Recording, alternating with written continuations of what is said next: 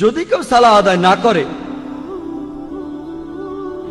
তাহলে তার অনেক বিপদ হতে পারে। তখন হতে পারে আপনার বিশ্বাস দুর্বল হয়ে যাবে, অথবা এই বিশ্বাসটা চলেও যেতে পারে।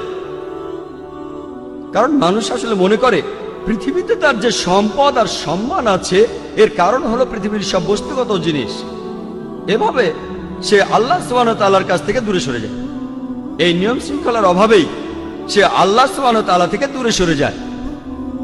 পৃথিবীর বিভিন্ন জিনিসের মোহ থাকলে, বস্তুগত জিনিসের, তাহলে সম্ভাবনা থাকে যে সে অন্যায় কাজ করবে।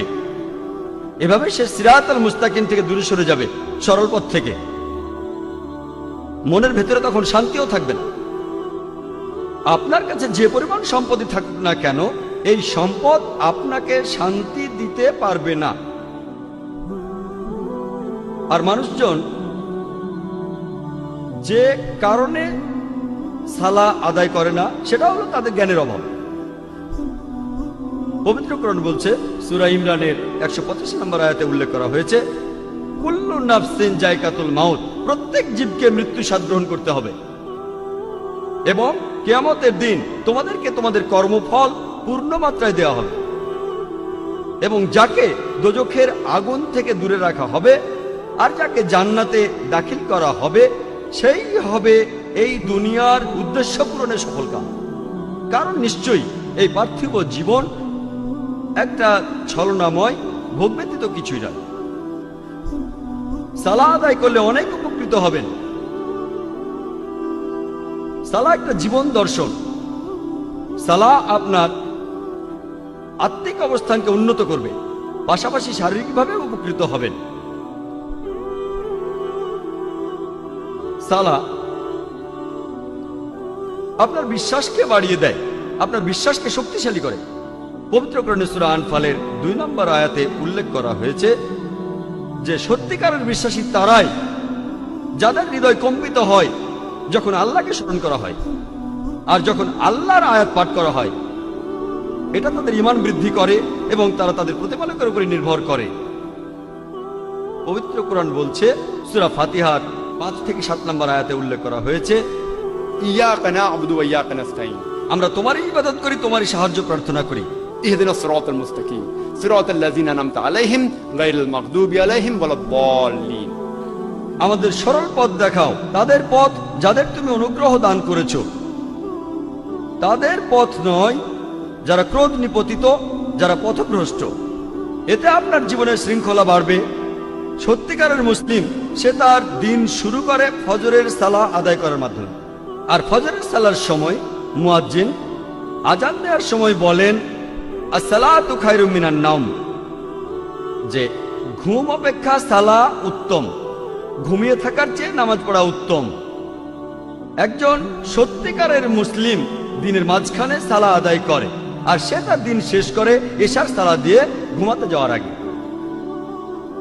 সালাহ এছাড়াও সামাজিক অবস্থান উন্নত করে।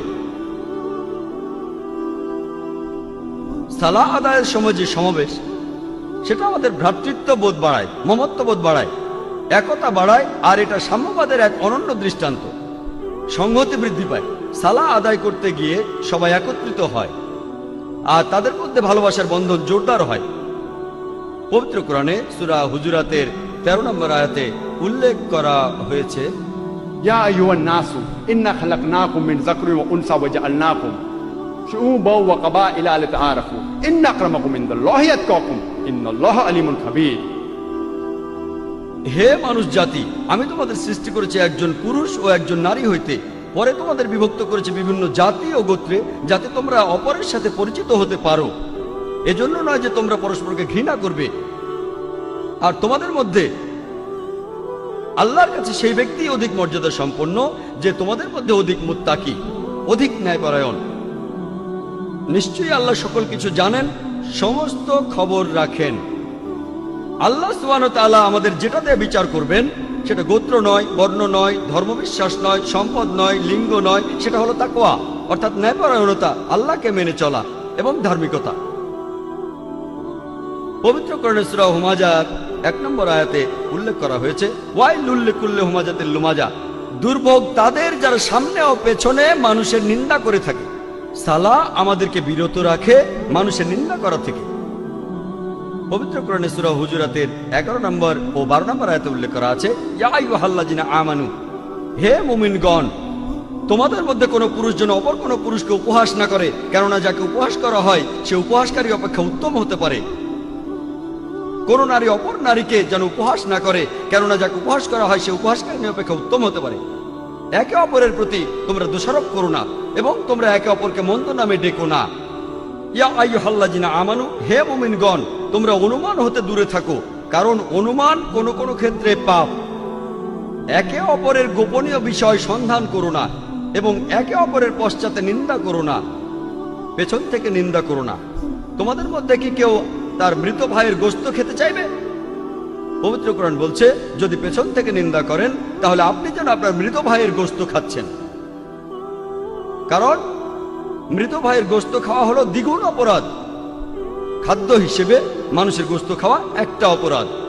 এমনকি ক্যানিবালরা যারা মানুষের গোশত খায় তারাও কখনো তাদের মৃত ভাইয়ের গোশত খায় না। কোরআন বলছে যদি পেছন থেকে নিন্দা করেন তাহলে দ্বিগুণ অপরাধ করছেন। অপরাধটা এমন যেন আপনি মৃত ভাইয়ের গোশত খাচ্ছেন। কোনো প্রমাণ ছাড়াই কারো ব্যাপারে নিন্দা করো না, এটা পাপ। আর কারো পেছন থেকে নিন্দা করা হলো দ্বিগুণ পাপ, দ্বিগুণ পাপ। আর আল্লাহ সুবহানাহু ওয়া তাআলা এখানে তিনি নিজেই উত্তর দিয়েছেন, তোমরা তাকে ঘৃণ্যই মনে করো। সালাহ এটা আমাদের ব্যবসা ক্ষেত্র এবং দৈনন্দিন কাজের মধ্যে সত্যবাদিতা এবং সততাকে বাড়ায়।